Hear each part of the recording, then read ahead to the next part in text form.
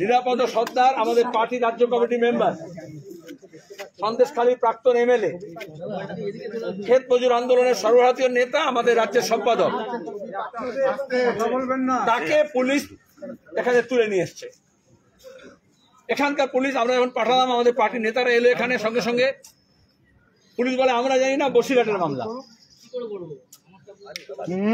আজকে পাঁচতরণী থানাকে ব্যবহার করলো রাজ্য পুলিশ, কলকাতা পুলিশকে শরিক করলো বেঙ্গল পুলিশ। গোটা বাংলায় অপরাধীদের যে ষড়যন্ত্র তৈরি করেছে, লুটতরাজের যে ষড়যন্ত্র প্রতিদিন হচ্ছে থানায় বসে বসে, যেখানে মানুষের জমি দখল করা হচ্ছে, যে উদ্বাস্তুদের আমরা পুনর্বাসন করেছিলাম সন্দেশখালীতে, হিঙ্গলগঞ্জে, গোসাবায়, বাসন্তীতে, হাড়ওয়ায়, মিনাখায়, আজকে সেখান থেকে তাদেরকে বাস্তুচ্যুত করা হচ্ছে। যারা জলে মাছ ধরে তাদের অধিকার কেড়ে নেওয়া হচ্ছে। যারা ওখানে রুটি রুজির সম্পর্ক, সেই জন্য ওখানে টিকে আছে, তাদেরকে সেখান থেকে রুজিবিহীন করা হচ্ছে। এটা কেন করা গেল?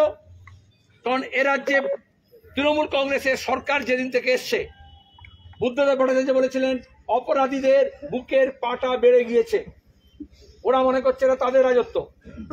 আর মমতা ব্যানার্জি বলেছিলেন মুখে লুকোপ্লাস লাগিয়ে রাখো।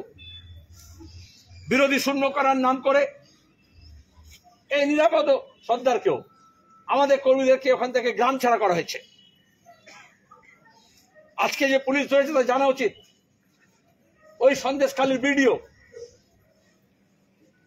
এই যে আবাসনের তালিকা হচ্ছিল, যেটা নিয়ে ঘরের টাকার গোলমাল করেছে, তার লিস্ট ভেজাল যা করছে, 100 দিনের কাজের টাকা, রেশনের টাকা, এসব মারার জন্য যা করছে, ঘরের টাকা। ভিডিও বলেছিলেন যে না আমি এটা সই করব না, একটু যাচ করতে হবে। তাকে এই শাহজাহান আত্মার সাঙ্গপাঙ্গ, এই উত্তম সর্দার, এই শিবু হাজরা, তারা তাকে মেরেছিল বেদম বিডিও অফিসে ঢুকে। আমি তাকে দেখতে গিয়েছিলাম, হাত পা ভেঙেছিল। মুখ্যমন্ত্রী ওকে বললেন তোমার পছন্দ মতো কোথায় আছে সেখানে বদলি করে দেবো।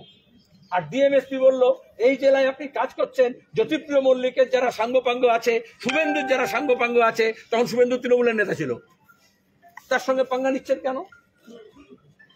বুঝে চলতে হয়, সমঝে চলতে হয়। তাহলে এখানকার থানাও বুঝে চলছে, বসিরহাটের এসপিও বুঝে চলছেন,